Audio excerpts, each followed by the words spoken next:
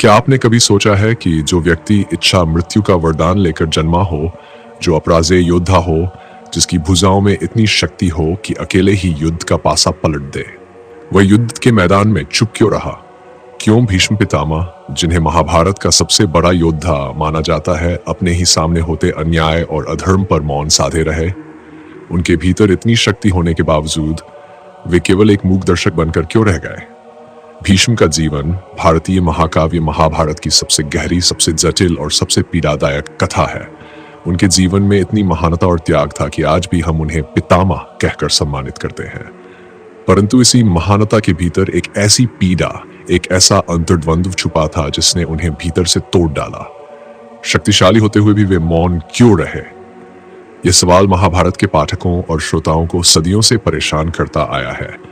भीष्म का जन्म देवताओं की योजना का हिस्सा था। वे गंगा और राजा शांतनु के पुत्र थे और जन्म से ही दिव्य गुणों से युक्त थे। बाल्यकाल से ही उनमें असाधारण बुद्धि, अपार वीरता और गहरी निष्ठा थी।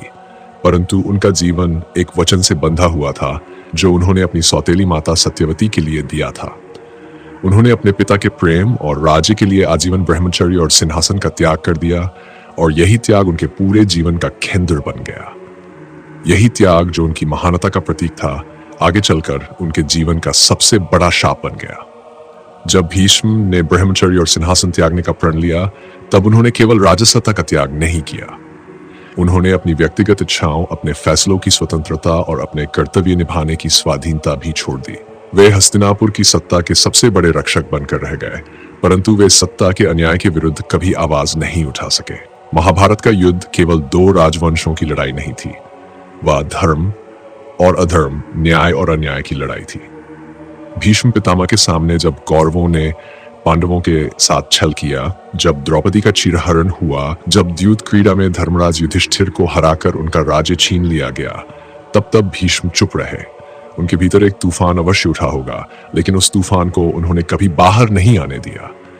क्यों? क्योंकि वे वचनबद्ध थे, क्योंकि उनके लिए प्रण सबसे ऊपर था। भीष्म का मौन केवल व्यक्तिगत कमजोरी नहीं थी, वह उनके उस चरित्र का परिणाम था जो त्याग, सेवा और निष्ठा पर टिका था। उन्होंने अपने जीवन को व्यक्तिगत इच्छाओं से ऊपर उठाकर एक संस्था के रूप में जिया, लेकिन जब वह संस्था ही भ्रष्ट और अन्यायी हो गई, तब भी वे उसे बचाए रखने के लिए संघर्ष करते रहे। ये एक ऐसा अंतर्विरोध है जो उन्हें महाभारत का सबसे त्रासदीपूर्ण पात्र बनाता है। उनका शापित जीवन असल में उनके ही वचनों का परिणाम था।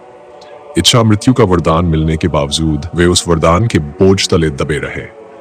वे न तो मृत्यु को गले लगा सकते थे, न अधर्म के विरुद्ध हथियार उठा सकते थे।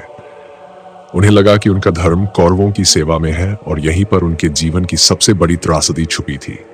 वे अपने धर्म और व्यक्तिगत विवेक के बीच फंसे हुए थे। भीष्म का मौन विशेष रूप से द्रौपदी के चीरहरण के समय सबसे ज्यादा चुभता है। जब सभा में द्रौपदी का अपमान हो रहा था, जब धर्मराज जुए में सब कुछ हार चुके थे, तब भीष्म जैसे व्यक्ति से सबको आशा थी कि वे हस्तक्षेप करेंगे, लेकिन वे केवल मौन बैठे रहे, क्योंकि उनके लिए सभा का धर्म, राजा का आदेश और उनका वचन ही सर्वोपरि था। उन्होंने ये जरूर कहा कि धर्म सूक्ष्म है, यानी धर्म की व्याख्या सरल नहीं है, लेकिन उस क्षण द्रौपदी को न्याय देने के लिए उनका उठ खड़ा होना ही सबसे बड़ा धर्म होता। महाभारत के युद्ध में जब उन्होंने कौरवों की ओर से युद्ध लड़ा, तब भी वे जानते थे कि अधर्म की विजय नहीं हो सकती। वे जानते थे कि अर्जुन और पांडवों की विजय सुनिश्चित है, और फिर भी वे कौरवों की सेना के सेनापति बने रहे। क्यों? क्योंकि उनके लिए हस्तिनापुर के राजा की सेवा ही सर्वोपरि थी। भले ही राजा अधर्मी हो, उनके लिए व्यक्तिगत भावनाएं, व्यक्तिगत निर्णय गौण थे। उनका जीवन एक वचन का प्रतीक था, और उसी वचन ने उन्हें शापित बना दिया।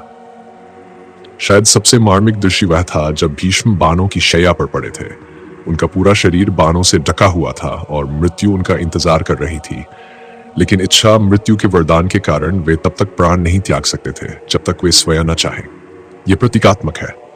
वे अपने जीवन में भी अपनी इच्छाओं से नहीं जी सके, और मृत्यु में भी अपनी इच्छाओं के अनुसार मरना उनकी नियति थी।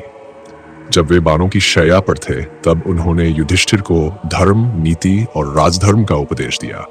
ये वही भीष्म थे जो जीवन भर मौन रहे, लेकिन मृत्यु शैया पर जाकर उन्होंने धर्म की परिभाषा दी। ये दृश्य दर्शाता है कि भीतर से वे कितने विचलित थे और शायद ये उनका पश्चाताप भी था। जीवन भर जो शब्द उनके गले में अटके रहे वे मृत्यु के समय बाहर आ सके। भीष्म के चरित्र में एक और गहरा विरोधाभास यह था कि वे स्वयं सबसे बड़े त्यागी थे, लेकिन उनके त्याग का परिणाम कई लोगों की पीड़ा बना। उनके प्रण के कारण हस्तिनापुर की सत्ता में ऐसी कमजोरियां पैदा हुई जिन्होंने कौरवों को पल्लवित होने दिया। अगर वे विवाह करते, अगर वे राजा बनते, अगर वे हस्तक्षेप करते तो शायद महाभारत का युद्ध ही न होता। उनके त्याग ने उनकी महानता को अमर किया, लेकिन उस त्याग की कीमत बहुत भारी थी। वह कीमत थी पूरे वंश का विनाश। भीष्म का जीवन हमें यह सिखाता है कि केवल शक्ति और सामर्थ्य ही पर्याप्त नहीं होते। महत्वपूर्ण यह है कि उस शक्ति का उपयोग कब, कहां और कैसे किया जाए।